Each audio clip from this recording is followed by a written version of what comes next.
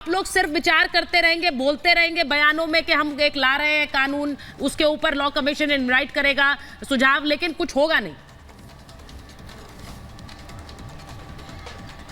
सुचारिता जी, इस देश में हमें इसी तरीके से ताने मारे जाते थे, चाहे वो 370 का विषय हो, चाहे वो राम मंदिर का विषय हो, चाहे वो सीएए का विषय हो, चाहे समान नागरिक संहिता का विषय हो, चाहे पॉपुलेशन कंट्रोल का विषय हो। जहां भारत, प्लीज बीच में नहीं बोलना सुचारिता जी, मेरी रिक्वेस्ट है, मैं दूर हूं, इसका मतलब फायदा मत उठाइए। मैं सिर्फ एक ही चीज कहना चाहता हूं, विपक्ष जो है, इंडिया अलायंस जो है, वो अपनी चीजों को, इस बात को एक्नॉलेज करने के लिए भी तैयार नहीं है कि इस देश में मुस्लिमों की जनसंख्या जो है अप्रॉक्सीमेटली 44% के हिसाब से बढ़ी है।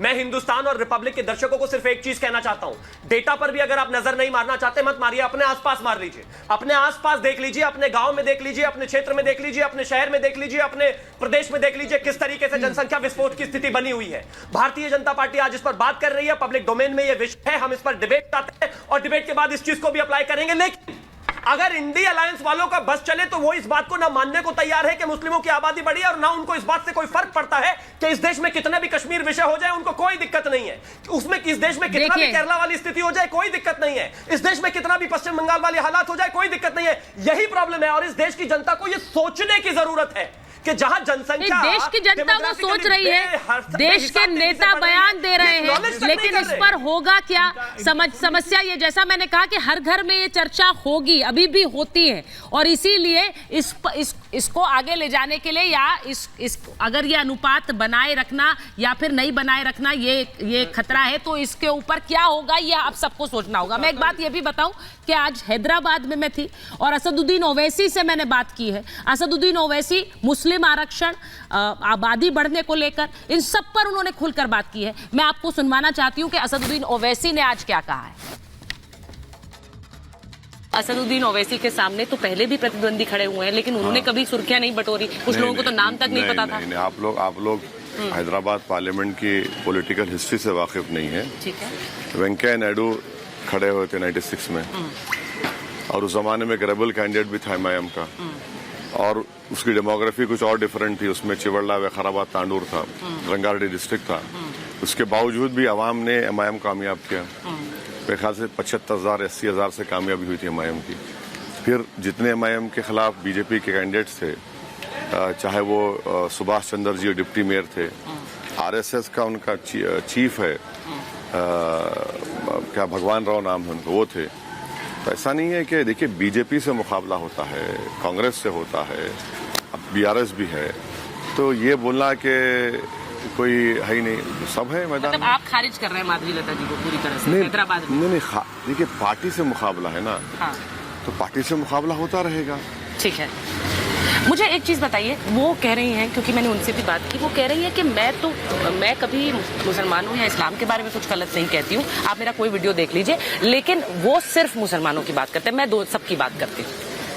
ऐसा है ना कि जुमा 8 दिन हुआ है राजनीति में आकर, BJP के मेंबर तो थे ही नहीं वो।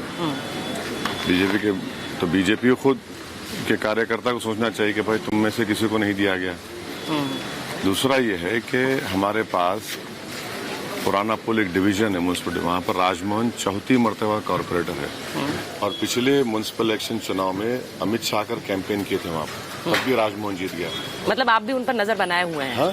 आप भी उन पर नजर बनाए हुए हैं, कंटेस्टेंट हैं वो आपके सामने। हमारे पास जो है ना, हम सब पे नजर रखते हैं।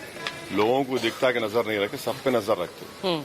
बल्कि हमको लोग आके ये भी बोल देते हैं कि साहब इस घर में क्या हो रहा है। हाँ। नवनीत राणा कल आई और उन्होंने वो 15 मिनट वाले वीडियो पर बोला कि 15 सेकंड अगर आप हटा दो तो हम बता देंगे। हटा दीजिए ना, दिखा दीजिए हमको क्या करेंगे आप। चलिए हटाइए, मोदी जी को बोलिए, चलिए 15 सेकंड हटा के देखिए क्या करेंगे आप।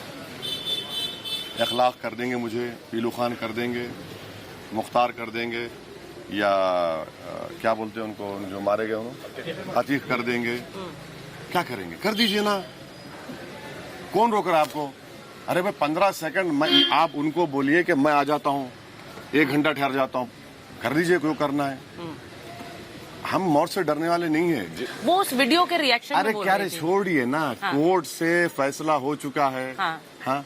अब वो खुद ही अपनी सीट नहीं बचा पा रहे वहां पर। आपको लग रहा है वो हार रही हैं? इंशाल्लाह हारे वो। मैं उस संविधान वाली बात पर आऊंगी क्योंकि उस बात को बार बार उठाया जा रहा है। प्रधानमंत्री ने अपनी सभा से कहा कि अगर बाबा साहेब अम्बेडकर भी आ जाए तो भी संविधान नहीं बदल सकता। उससे बड़ी चीज क्या हो सकती है? आपको अम्बेडकर साहब से मोहब्बत ही कहाँ है?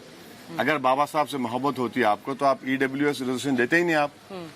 अगर बाबा साहब से मोहब्बत होती है आपको अम्बेडकर साहब से तो आप 50% लिमिट को क्रॉस कर देते। आप कर ही नहीं रहे ना। 303 MP ला के 50% लिमिट क्रॉस नहीं कर रहे। आप क्या कर रहे हैं? आप क्या बातें कर रहे हैं? लंबी लंबी छोड़ते हैं, कुछ है ही नहीं दम उसमें। क्या मुसलमानों को रिजर्वेशन मिलना चाहिए? मुसलमानों को रिजर्वेशन आर्टिकल 15 और 16 के तहत मुसलमानों में जो कास्ट हैं उनको मिलना चाहिए। अब जैसा ये लोग धोबी हैं, पीछे खड़े हैं आपके, इनको रिजर्वेशन है, इनको रिजर्वेशन है।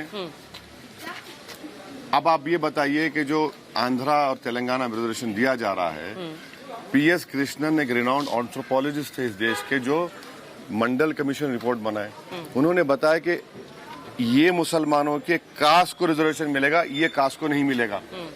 अब इसमें तकलीफ क्या है भाई? इस्लाम में अरे महात्मा गांधी को तो कास्ट के नाम से पुकारते थे। क्या बात कर रहे हैं आप? अखबार उठा के देख लीजिए, अखबार में क्या लिखा होता है? मैरिज में, सुनिए, मैरिज में लिखा होता है ये कास्ट की बच्ची है, ये कास्ट का लड़का चाहिए, ये कास्ट का लड़की है। अरे कास्ट रियलिटी है भारत में, वो तो है, बिल्कुल है, उसको तो कोई दरकिनार नहीं कर सकता। हाँ। लेकिन वो कह रहे हैं कि इस्लाम का हिस्सा तो कास्ट सिस्टम था नहीं ना, था ये तो हिंदू धर्म का अरे भाई था। अब रिजर्वेशन के खातिर क्या उसमें भी कहेंगे कि यहाँ पर बिल्कुल सही है। इस्लाम के बारे में इतना मालूम है तो फिर देश के बारे में तो मालूम है। देश की रियलिटी तो ये है ना। ये पसमानदा क्यों बात करते हैं मोदी जी, बताइए? बिल्कुल है, बिल्कुल है। आप कभी हमारे साथ बनारस चलिए। बिल्कुल चलेंगे, आप जब बुलाएं। बनारस चल के वो बुनकरों की बस्ती में ले चलते हैं आपको, जहाँ पे अंसारी लोग रहते हैं। आप जाकर पूछिए कि उनको क्या हाल करके रख दिए मोदी जी ने। उन्हीं की कॉन्स्टिट्यूंसी है।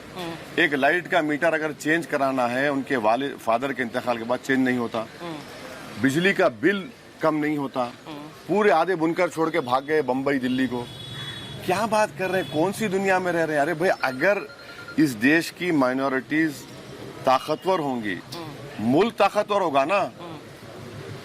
आप कैसे एक समाज को जो आबादी का 14% हिस्सा है उसको आप मार्जिनलाइज करके रखेंगे? तो फिर तो सबको धर्म के आधार पर आरक्षण देना होगा ना। सिर्फ धर्म के आधार पर नहीं दिया जा रहा है मैडम, कास्ट की बुनियाद पर दिया जा रहा है। ये मुद्दे पहुंचते क्यों नहीं? क्यों बार बार बीजेपी की सरकार रिटर्न करती है? सुनिए, सवाल ये नहीं है। कोई जीत रहा है तो वो अलग बात है, मगर देश को तो बचाना है ना। बिल्कुल सही बात, सच्चाई को तो बोलना है। अब मोदी जी क्या बोल रहे हैं? अब क्रिकेट मैच में मुसलमानों को रिजर्वेशन। अरे क्रिकेट मैच में कैसा रिजर्वेशन होगा मोदी जी?